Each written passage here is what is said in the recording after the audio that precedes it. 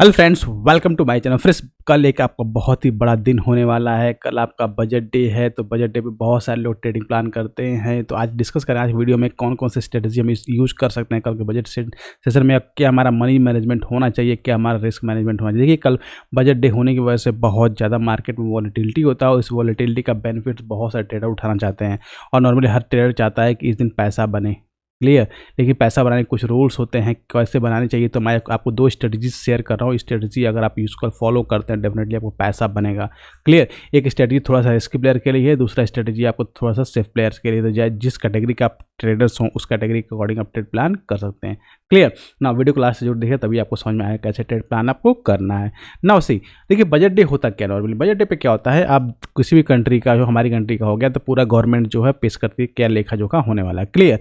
लेकिन कल क्या इंटरिम बजट, इंटरिम बजट क्या होता है कि मार्केट को फुल फ्लेज बजट नहीं होता, गवर्नमेंट केवल एक, क्योंकि पता है कि जो एनडीए गवर्नमेंट है इसका लास्ट ईयर चल रहा है, फिर से इलेक्शन होने वाले हैं, तो उसके लिए इंटरिम बजट लेके आ रहा है।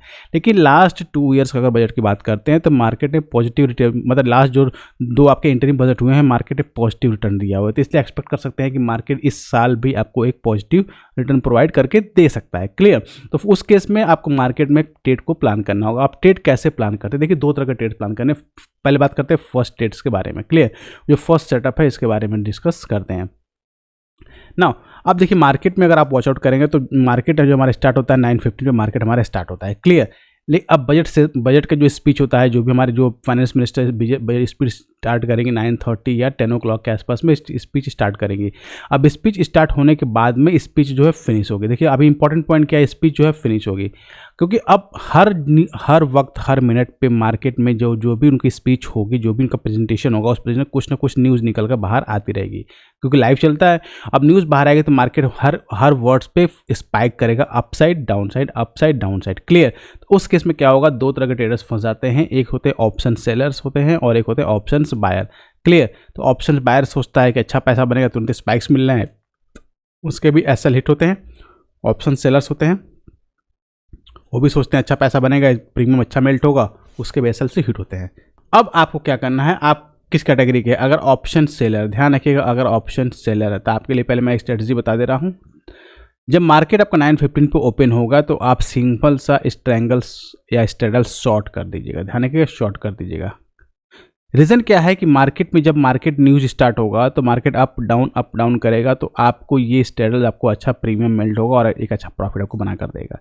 लेकिन इसको आपको 11 o'clock से लेकर 12 o'clock के बीच में बुक कर लेना है, ध्यान रखिएगा, बुक कर लेना है, इसको होल्ड नहीं करना। क्योंकि होता क्या है कि जब जैसे भी स्पीच फिनिश होती है, फिर उसका इंटरप्रिटेशन होता है मार्केट में कि स्पीच कैसा था, बजट कैसा था, उसके अकॉर्डिंग क्या था, फिर मार्केट में मोमेंटम डिसाइड होता है।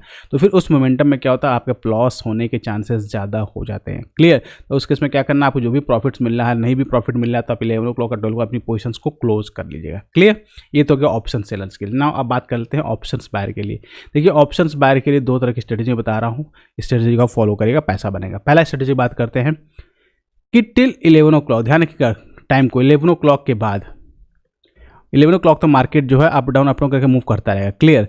तो 11 o'clock के बाद मार्केट में अगर आप swing high and swing low को मार्क कर लीजिएगा, क्लियर कट। 11 o'clock पे आप swing high and swing low को मार्क कर लीजिएगा। 11 o'clock के बाद जब मार्केट जिधर भी निकलता है उधर की कॉल या पुट बाय कर लीजिएगा, क्लियर। रीजन क्या है, कॉल बाय करिएगा या अगर नीचे निकलता है तो पुट बाय करिएगा। ये आपका डायरेक्शनल ट्रेड हो गया।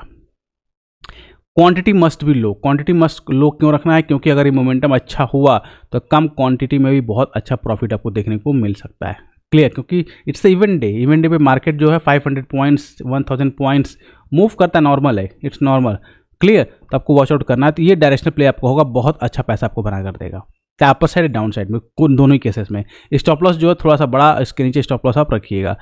लिंक और सेकंड थिंग, कल जो टाइम फ्रेम आप फॉलो करिएगा, टाइम फ्रेम बहुत इंपॉर्टेंट है। कल आप 5 मिनट्स के कैंडल का टाइम फ्रेम फॉलो करिएगा, 15 मिनट्स फॉलो मत करिए, क्योंकि बहुत फास्ट आपका मोमेंटम होगा, तो उसके लिए आपको टाइम फ्रेम चेंज करना बहुत इंपॉर्टेंट होता है, क्लियर। तो ये तो आपका होगा केवल डायरेक्शनल प्लेयर्स के लिए जो डायरेक्शनल प्ले करते हैं। और फिर वो 1:2 से कम, मिनिमम 1:2, तो आप अपना टारगेट लेकर चलिएगा, इससे कम का टारगेट आप बुक मत करिएगा, क्लियर। 1:2 आपको आसानी से सिंगल कैंडल या 2 कैंडल में आपको इतना टारगेट आपको मिल जाएगा, क्लियर ना अब बात कर लेते हैं जो थोड़े से सेफ प्लेयर है। सेफ प्लेयर यानी सिंस जिनको इतना मार्केट के बारे में एक्सपर्ट नहीं है, मार्केट जो फर्स्ट टाइम बजट डे को ट्रेड करने जा रहे हैं, चाहते हैं कोई सेफ स्ट्रेटजी मिल जाए जिससे लॉस होने के चांसेस कम हो, प्रॉफिट होने के चांसेस ज़्यादा। तो उसके लिए क्या करना है, आपको ध्यान रखिएगा 11 बजे के बाद, अगर मैं 11 बजे बात कर रहा हूँ, 11 बजे के बाद क्या करना है, आपको ATM P और C दोनों बाय कर लेने हैं। ध्यान रखिए ATM P एंड C दोनों बाय कर लें, लेकिन जो प्राइस होगा, प्रीमियम जो होगा, ऑलमोस्ट इक्वल प्रीमियम दोनों का। अगर ATM PEC का प्राइस 300 है तो C का प्राइस भी 301 310 के आसपास में होना चाहिए। कंबाइन प्रीमियम जो है 600 के आसपास में, 600 मतलब जो भी उसमें प्राइस चल रहा होगा उसके हिसाब से आप रखना, आपका होना चाहिए, दोनों का प्रीमियम पास में होना चाहिए। क्लियर। इस केस में सबसे बड़ा बेनिफिट क्या है, कल आपका निफ्टी का एक्सपायरी है, कल बैंक निफ्टी का एक्सपायरी आज हो चुकी है। क्लियर। तो अगर बैंक निफ्टी एक्सपायरी हो तो कल आपका प्रीमियम यानी थीटा डी के नहीं होगा, प्रीमियम आपका मेल्ट नहीं होगा। अब जिस भी डायरेक्शन में मार्केट निकलेगा आपको इजीली आपको 100 से लेकर 200 पॉइंट तक का प्रॉफिट आपको इजीली देने वाला है। बाकी और कोई दिन होता है तो प्रीमियम मेल्ट होने का चांसेस रहते नहीं। कल तो बैंक निफ्टी प्रीमियम मेल्ट होने के चांस नहीं, क्योंकि फिर एक्सपायरी स्टार्ट हो गई आपकी। क्लियर। तो उस केस में बहुत अच्छा अपॉर्चुनिटी आपको मिलने वाला है, तो किसी भी केस में आपको पैसा मिलने वाला है। लेकिन इसमें टारगेट ध्यान रखना है कि जो भी आप स्ट्रेटजी बना रहे हो उसमें सिंपल सा ध्यान रखिएगा कि एक कैंडल या 2 कैंडल तक, ध्यान रखिए 1 कैंडल या 2 कैंडल जो प्रॉफिट मिला उस प्रॉफिट को बुक करना भी इंपॉर्टेंट है। और most important one more thing मैं आपको बताने जा रहा हूँ कि कल ब्रोकर्स का लेकर भी टर्मिनल्स पे भी इशू रहता है।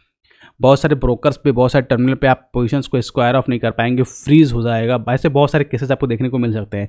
तो उस केस में आप अपने फंड को जो है 2 या 3 टर्मिनल पे, 2 या 3 अकाउंट पे डिवाइड कर लीजिए। सपोज दैट कि अगर आपके पास 10,000 रुपीज़ अगर आप ट्रेड करना चाह रहे हैं बजट डे पे, तो इसको आप 3 अकाउंट्स में ट्रांसफर कर दीजिए। 3,000 आप तीनों अकाउंट में आप रख लीजिए और फिर उस 3,000 का कैपिटल से आप उस अकाउंट में ट्रेड करिए। क्योंकि अगर उसको अकाउंट में कुछ फ्रीजनेस हुआ, कुछ इश्यूज आता, दूसरे टर्मिनल पर शिफ्ट करके अपना जो भी यहाँ पे लॉस हो रहा है उसको खुदा बहुत रिकवर आप कर पाएंगे। लेकिन कंप्लीटली फुल अमाउंट जो है एक ही टर्मिनल पे मत लगाइएगा। ये बहुत सारे केसेस होते हैं, आपने जब बहुत सारे लोगों ने फील किया होगा कि मार्केट में जब कोई इवेंट होता है तो उस इवेंट में क्या होता है, मार्केट के लास्ट जितने ब्रोकर सबके टर्मिनल्स जो हैं फ्रीज हो जाते हैं या जो एसएल्स भी जंप अप कर जाते हैं। तो उससे बचने का तरीका सिंपल है, आपका मल्टीपल आपके ब्रोकर्स अकाउंट होने चाहिए। क्लियर। तो ये तो बात होगी कल के बजट डे की स्ट्रेटेजी के बारे में। और अगर बात करते हैं चार्ट के क्या बनना है, तो अगर आप बैंक निफ्टी की चार्ट की बात करते हैं तो कल हमने ऑलरेडी डिस्कस किया था, अगर वॉचआउट किया आपने किया होगा तो क्या कि बैंक निफ्टी क्या कर रहा है, एक पोल एंड फ्लैग टाइप का पैटर्न क्रिएट कर रहा है। क्लियर। अब इसका ब्रेकआउट आपका अप डाउन साइड है या नीचे अपर साइड में डाउन साइड में हो। तो अगर आप देखेंगे मार्केट ने ट्राई किया ब्रेक करने के, ब्रेक नहीं कर पाया और यहाँ पे देखेंगे आप इसका ब्रेकआउट किया। ये ट्रेड ऑलरेडी मैंने शेयर किया था अपने टेलीग्राम ग्रुप पे डायरेक्टली, यहाँ पे जब से मार्केट ब्रेकआउट शेयर किया था और उन्होंने अच्छा पैसा बनाया हुआ। तो लेट मी कमेंट सेक्शन कितने लोगों ने जो भी लोग टेलीग्राम से जुड़े हुए हैं इनमें पैसा बनाया या नहीं बनाया हुआ। क्लियर ना। अगर बात करेंगे तो बैंक निफ्टी जो है आपका मूवमेंट कर चुका है, एक्सपायरी मूवमेंट भी कर चुका है। अब कल बहुत अच्छा बन रहा है कल, क्योंकि कल कोई भी प्राइस एक्शन काम नहीं करेगा। ध्यान है, कल कोई भी प्राइस एक्शन काम नहीं करेगा, कोई टेक्निकल काम नहीं करने वाला है।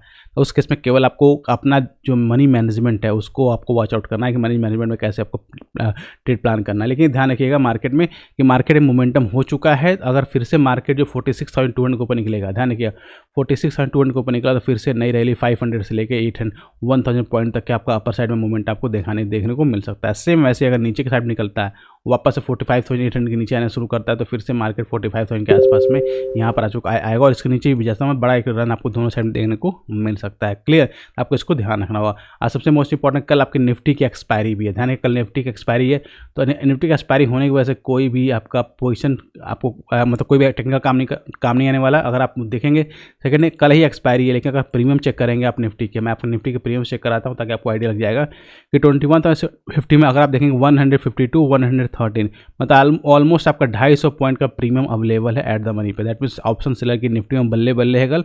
तो फर्स्ट हाफ में ये प्रीमियम्स ईट होंगे। तो इसमें आपको क्या करना है, सेकंड हाफ में जब मार्केट 2 o'clock के आसपास जाएगा या मार्केट जब जो भी मार्केट रेंज बनाएगा उसको डे या डे लो ब्रेक करेगा तो आप कोई 5 या 10 रुपीज़ की कॉल या पुट उस डायरेक्शन बाय करके रख लीजिएगा, अच्छा पैसा बनाकर आपको दे सकती है। क्लियर। तो आई होप गाइस आपको बजट एक एक्सपायरी स्ट्रेटेजी आपको समझ में आ गई होगी। तो लेट मी कमेंट सेक्शन समझ में आई या नहीं है, और वीडियो अच्छा लगा तो इसके लिए एक लाइक तो जरूर बनता है। साथ ही चाहे तो जितना हो सके अपने फ्रेंड्स के पास जरूर शेयर करेगा ताकि वो लोग बजट डे पे कुछ ट्रेड प्लान कर सके और एक अच्छा पैसा बना सके। तो गाइस मिलते हैं next video. Till then be fearless, live fearless.